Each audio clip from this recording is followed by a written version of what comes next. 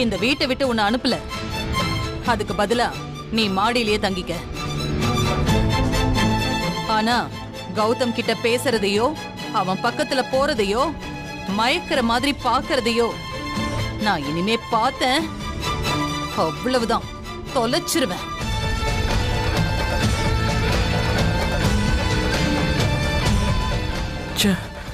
இப்படி அசிங்கப்படுறாளே இவ. அப்பா செஞ்ச தப்புக்கு இவ மாட்டிக்கிட்டு.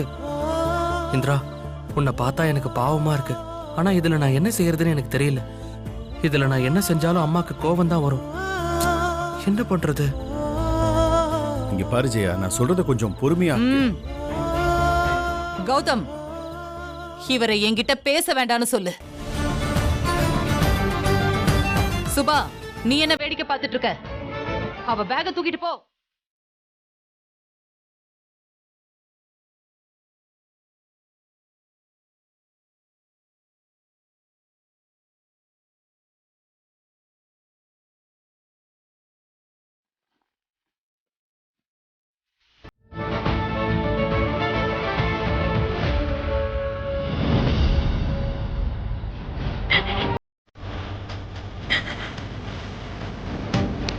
ஏ இந்திரா, இனிமே உன்னோட இடம் மொட்டை மாடிதான். அதை தாண்டி எந்த விஷயத்துக்கும் ஆசைப்படாத.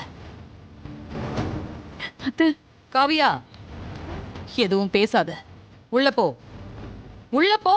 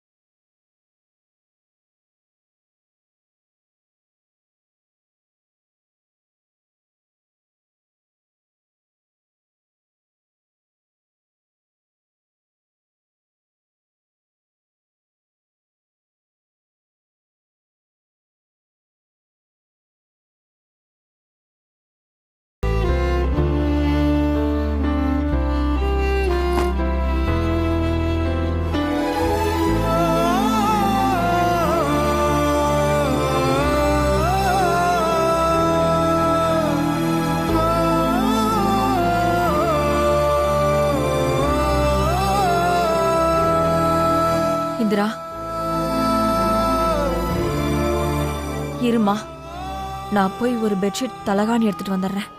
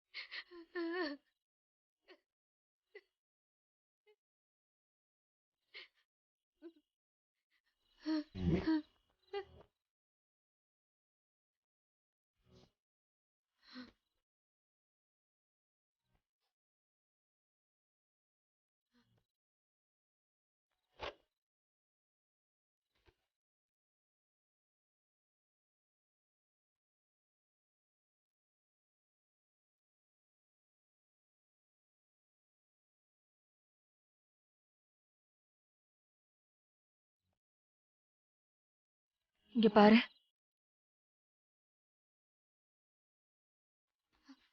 அக்கா,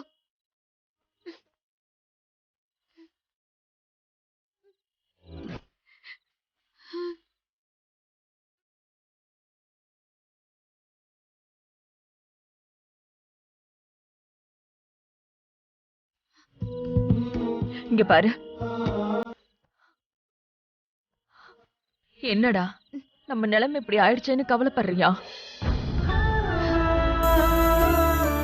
உன்னை என்ன சொல்லி சமாதானப்படுத்துறதுன்னு எனக்கு தெரியலம்மா. இங்க பாரு, நடந்தது ஒரு புருஷனுக்கும் பொண்டாட்டிக்கும் நடுவுல இருக்கிற அந்தரங்கமான ஒரு விஷயம். அந்த புனிதத்தை இப்படி பேசி பேசி அசிங்கப்படுத்துறத என்னால தாங்கவே முடியல. இது எல்லாத்துக்குமே காரணம் அந்த ராகினியும் ஹேமாவும் தான். எப்ப என்ன கிடைக்கும் பிரச்சனை பண்ணலான்னு அலைஞ்சிட்டு இருக்காங்க. உன்னை எப்படியெல்லாம் பழிவாங்களான்னு யோசிச்சுட்டே இருக்காங்கல்ல. இப்படி ஒண்ணு நடக்கவும் அத ஊதி ஊதி பெருசாக்கிட்டாங்க. இல்லாததையும் பொல்லாததையும் அத்தை கிட்ட சொல்லி அவங்கள அந்த ரூமுக்கு கூட்டிட்டு வந்து காமிச்சு, இப்படியெல்லாம் கூட மனுஷங்க இருப்பாங்களா? நாம இவங்களுக்கு மத்தியில வாழ்றோம்னு நினைச்சாலே ரொம்ப கஷ்டமா இருக்குமா.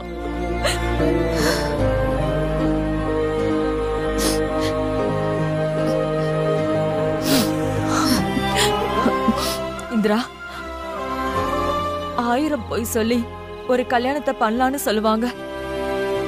இவளுங்க என்னடானா உங்க 2 பேரையும் பிரிக்கிறதுக்கு ஓவர் டைம்ல வேலை பாக்குறாளுங்க. தெரிஞ்சு பண்ண தப்புக்கு மனசு வருந்தி மன்னிப்பு கேட்டா போதும்னு பெரியவங்க சொல்லுவாங்க. இங்க நீ தெரியாம பண்ண தப்புக்கு மன்னிப்பு கேட்டிருக்க.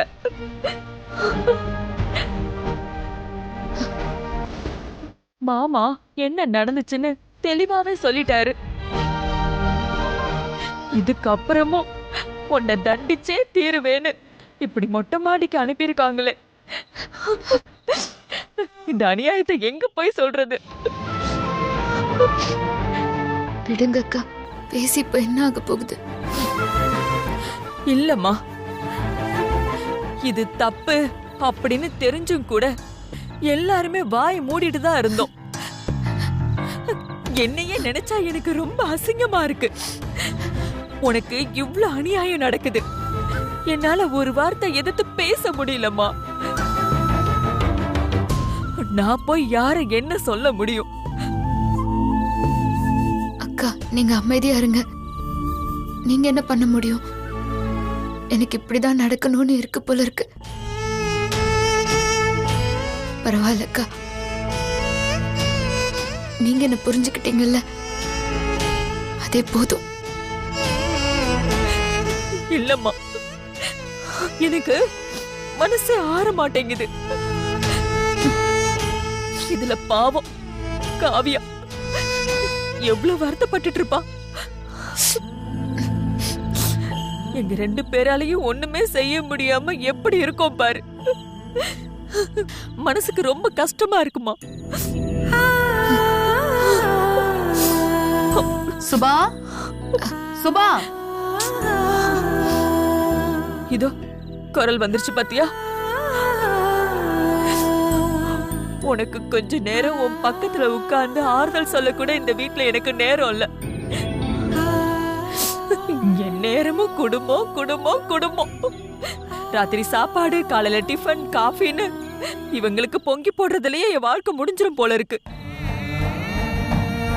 நியாயம் எது, தர்மம் எது, தப்பு எது, ரைட் எதுன்னு கூட இந்த வீட்டுல என்னால சொல்ல முடியல.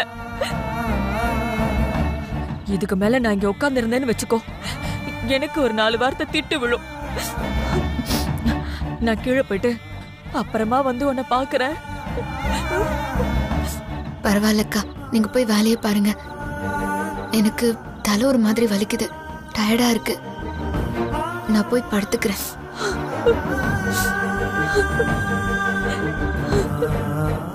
எப்படிதான் இந்த மொட்டை மாடியில தனியா இந்த கொசு கடியில தூங்குவியோ?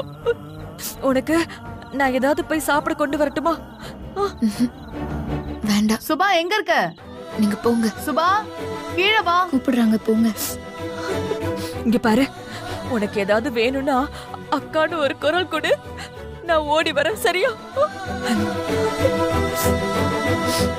அக்கா, அக்கா அழக்கூடாது, போதும். ஆ? நீ தூங்கு.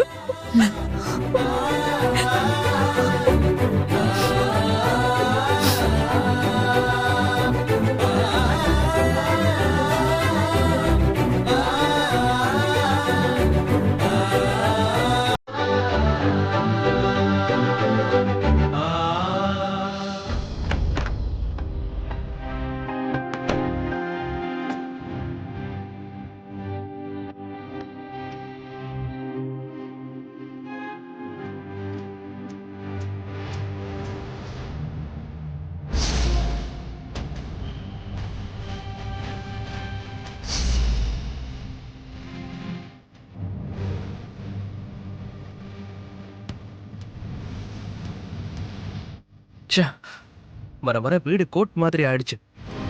எப்ப பாரு 4 பேரை நிக்க வச்சு கேள்வி கேட்டு பனிஷ்மெண்ட் தர ஆரம்பிச்சிட்டாங்க. என்ன நடக்குதுன்னே புரிய மாட்டேங்குது. எதுக்கு எடுத்தாலும் நியாயம், குடும்ப மரியாதை, கௌரவம்னு ஓவரா பேசிட்டு இருக்காங்க.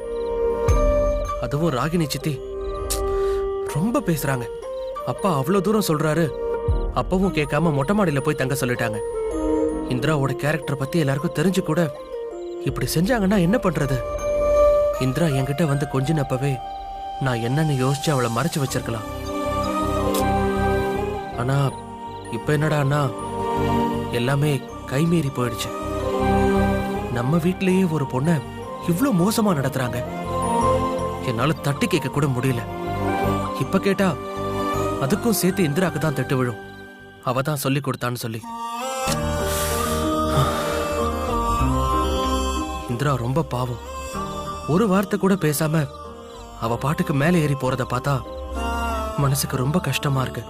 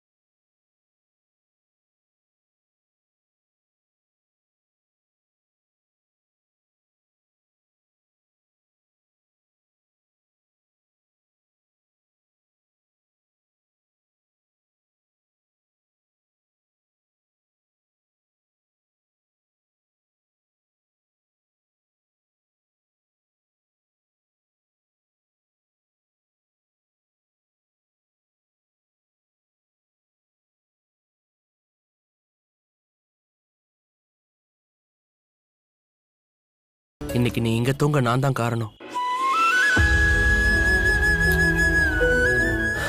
எங்க அம்மா இப்படி நடந்துப்பாங்கன்னு நான் கொஞ்சம் கூட நினைக்கல. எங்க அம்மா பண்ண தப்புக்கு நான் மன்னிப்பு கேட்டுக்கிறேன். இந்த மன்னிப்பு கூட நேர்ல கேட்கிற தைரியம் எனக்கு இல்ல.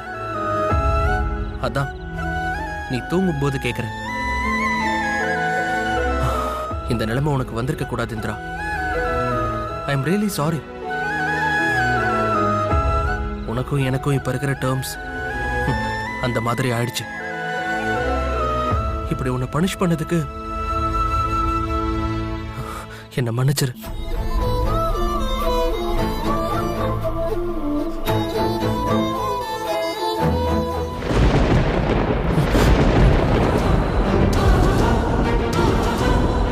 ஐயோ, நல்ல மழை வரும் போல இருக்கு. இவ தூங்கிட்டு இருக்கா. இப்ப என்ன பண்றது?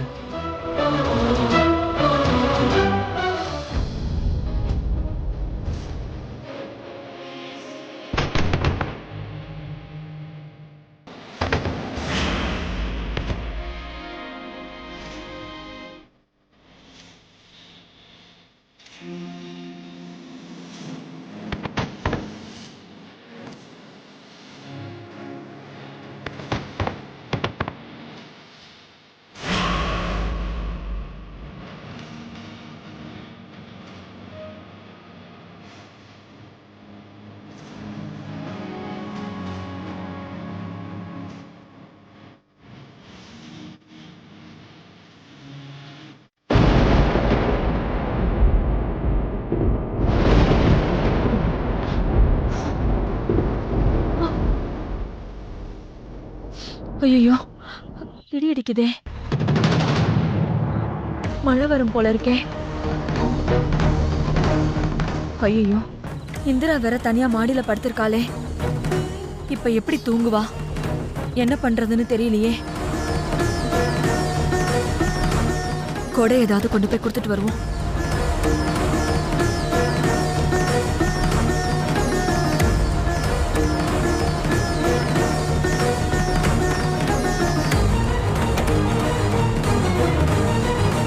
ஐயோ, மழை வர போகுதே.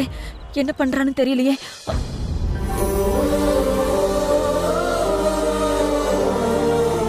அட பாவி, மனசுல இந்திரா மேல இவ்ளோ ஆசை வச்சிருக்க. 2 பேரும் ஒருத்தர் மேல ஒருத்தர் எவ்வளவு ஆசையை வச்சிருக்கீங்க. தேவையில்லாம டிவோர்ஸ்க்கு கையெழுத்து போட்டுட்டீங்கல்ல. சின்ன ஜிர்சுங்க, நீங்க இன்னும் வாழ்க்கையவே வாழ ஆரம்பிக்கல. ஆனா மனசுக்குள்ள இவ்ளோ ஆசையை வச்சிருக்கீங்கல்ல 2 பேரும்.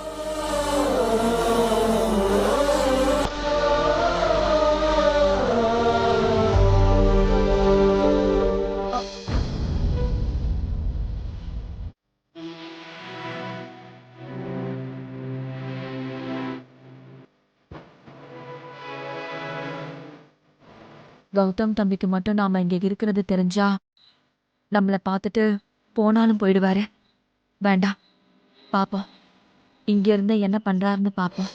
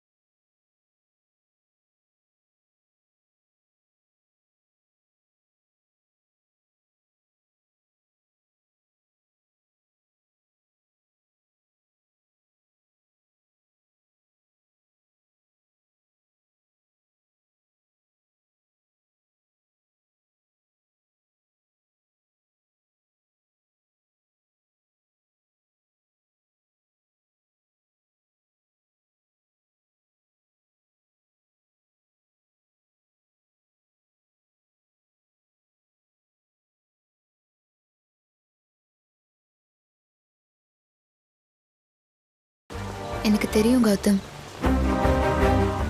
உன் மனசு பூரா நான் தான் இருக்கேன். உன்னால என்னைக்குமே என்னை வெறுக்க முடியாது. எனக்கும் அப்படிதான்.